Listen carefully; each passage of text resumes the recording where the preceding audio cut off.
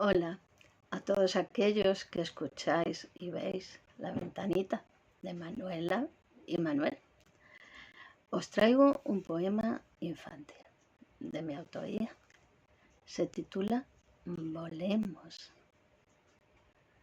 Gorrión, gorrión, ¿a dónde vas? A volar, niño, a volar.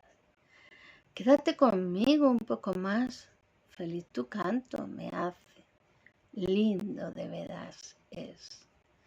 No puedo, niño, la noche está por llegar, mi madre me espera. Ah, ¿también tienes mamá?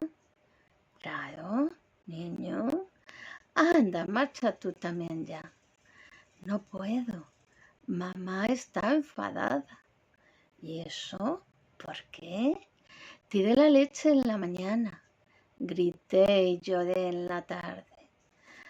Anda, niño, yo te diré. Magia para mamá, verás. Y el gorrión empezó a cantar.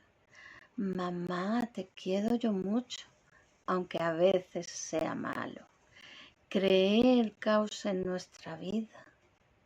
Yo te quiero y un beso te voy a dar. El niño lloraba cuando terminó el gorrión. Mamá escuchó todo aquello en el rincón. Se acercó despacio y un beso dio. El gorrión marchó cantando. Adiós, adiós, mamá.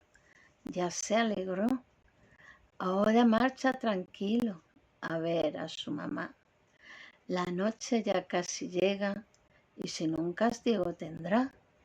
En el cielo hará piruetas para su amigo, el pequeño.